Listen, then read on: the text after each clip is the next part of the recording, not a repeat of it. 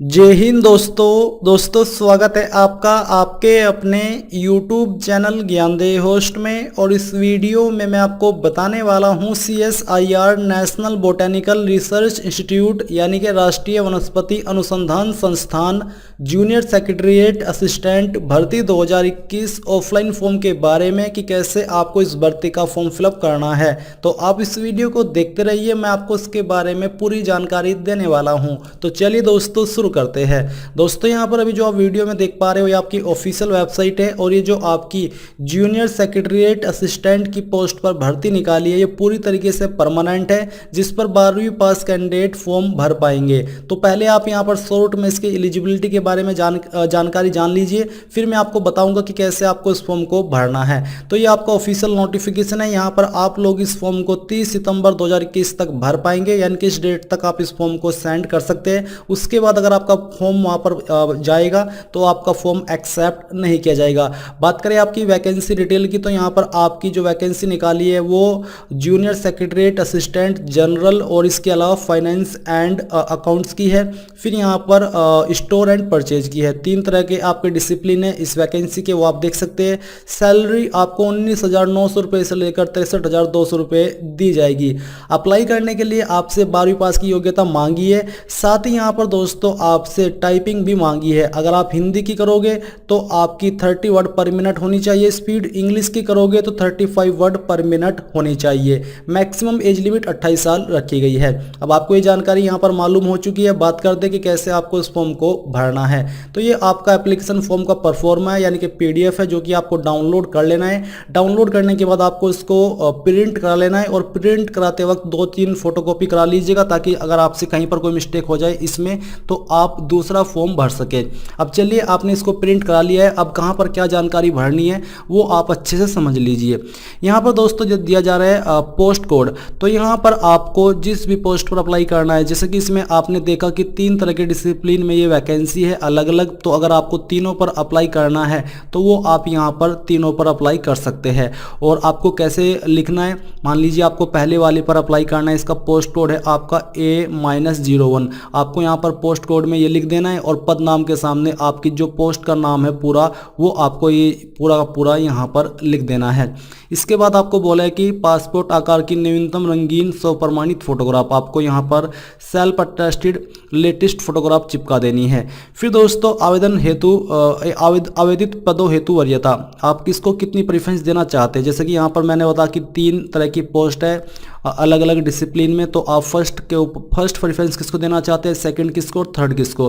तो आपके इंटरेस्ट के अकॉर्डिंग यहाँ पर आपको प्रेफरेंस दे देनी है। आप पहले पर चाहे किसी को भी रख सकते हैं, आपकी इच्छा के अकॉर्डिंग। चाहे तो तीसरे नंबर को पहले पर रख सकते हैं, दूसरे को दूसरे पर ही, और जो पहले है इसको तीसरे पर। यानी कि ये तो आपको अपनी प्रेफरेंस के अकॉर्डिंग ही देना है, और जैसे भी आप देना चाहते हो उसका पोस्ट कोड यहाँ पर लिख दीजिए और उस पोस्ट का नाम यहाँ पर लिख दीजिएगा। अब यहाँ पर नीचे आइए और आते हैं आपके फर्स्ट पॉइंट पर। आपको अपना नाम यहाँ पर पूरा लिखना है हिंदी में। यहाँ पर पहले आपको हिंदी में लिखना है और नीचे आपको इंग्लिश में लिखना होगा अंग्रेजी के बड़े अक्षरों के अंदर। सेम वे में यहाँ पर आपको बेसिकली नीचे अपने पिता का नाम देना है। अगर शादी हो चुकी है तो अपने पति का, नहीं तो पिता का नाम देना होगा, और 10th की मार्कशीट के अनुसार लिखना है। इसके बाद डेट ऑफ बर्थ, आपकी जो भी डेट ऑफ बर्थ है वो यहाँ पर लिख दीजिए, जैसे कि 02/05/1997 इस प्रकार से। फिर आपकी उम्र 30 सितंबर 2021 तक कितने साल, कितने महीने और कितने दिन की हो जाती है वो आपको बताना है। ये आपको काउंट करने के लिए क्या करना है, आपको एज कैलकुलेटर का इस्तेमाल कर लेना है। गूगल में जाइए, एज कैलकुलेटर सर्च कीजिए।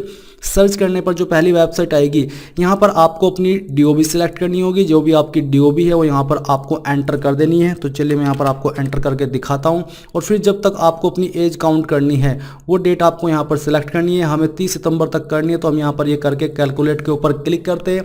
इसके ऊपर क्लिक करने के बाद आपकी पूरी उम्र यहाँ पर निकल के आ जाएगी। जो भी आपकी उम्र निकल के आएगी आपकी DOB के अकॉर्डिंग वो यहाँ पर आपको लिख देनी है। फिर आता है 5 पॉइंट, जो कि है आपका कोरस्पोंडेंस यानी कि प्रेजेंट एड्रेस। आपको यहाँ पर अपना प्रेजेंट एड्रेस लिखना है पिन कोड के साथ में।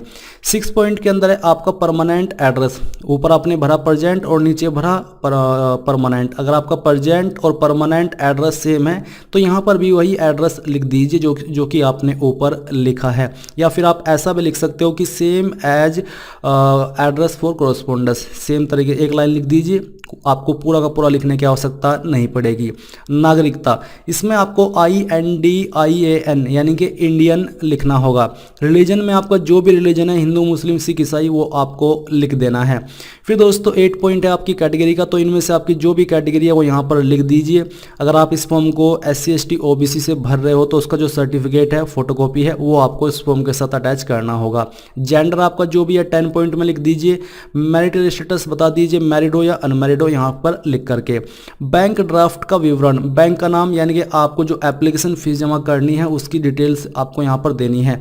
आप नोटिफिकेशन में आओगे तो आपको फीस के बारे में जानकारी जानने को मिलेगी। मैं आपको यहाँ पर थोड़ा सा फीस के बारे में बताता हूँ। तो यहाँ पर दोस्तों आप लोग देख लीजिए, आपको 100 रुपये एप्लीकेशन फीस पे करनी है, जो कि आपको डिमांड ड्राफ्ट के माध्यम से करनी होगी, और आपको director CSIR national botanical research institute Lucknow, इनके फेवर में इस फीस को पे करना है।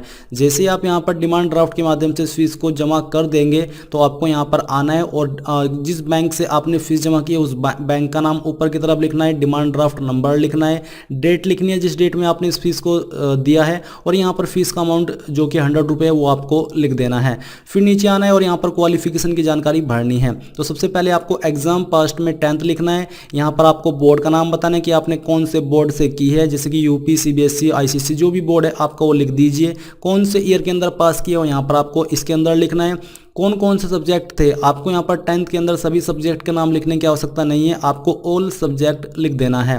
परसेंटेज आपकी कितनी थी वो आपको बताना है, और आपकी डिवीजन फर्स्ट थी, सेकंड थी, थर्ड थी, वो आपको बताना है लिख करके। फिर सेम तरीके से आपको 12वीं की जानकारी देनी है। यहाँ पर 12th लिखना है, बोर्ड का नाम देना है, पासिंग ईयर, सब्जेक्ट, परसेंटेज और डिवीजन। इसके बाद अगर आपने ITI डिप्लोमा किया है या ग्रेजुएशन की है तो ग्रेजुएशन लिख करके बोर्ड की जगह अपनी यूनिवर्सिटी का नाम लिख दीजिए, और बाकी जानकारी सेम वे में भर दीजिए। अब आता है 14.A। तो यहाँ पर आपको बोला है कि मीडियम ऑफ टाइपिंग टेस्ट, आपका टाइपिंग टेस्ट का मीडियम क्या है, हिंदी या फिर इंग्लिश। आपका जो भी है उसके नीचे हिंदी या इंग्लिश लिख दीजिएगा। फिर B पॉइंट है आपका टाइपिंग स्पीड, कंप्यूटर के ऊपर वर्ड पर मिनट।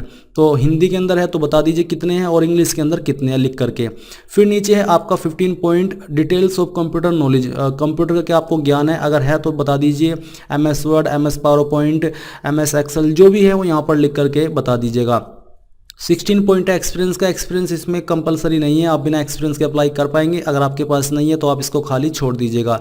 7 पॉइंट है कि क्या कोई रक्त संबंधी, निकट संबंधी CSIR अथवा इसकी प्रयोगशाला में कार्यरत है आपके परिवार से, अगर है तो यहाँ पर लिख करके उसकी जानकारी दे दीजिए, नहीं तो खाली छोड़ दीजिए। 18 पॉइंट है अगर कोई आप अपने बारे में या किसी भी डिटेल के बारे में जानकारी देना चाहते हैं तो आप यहाँ पर इसके अंदर बॉक्स के लिख करके दे सकते हैं।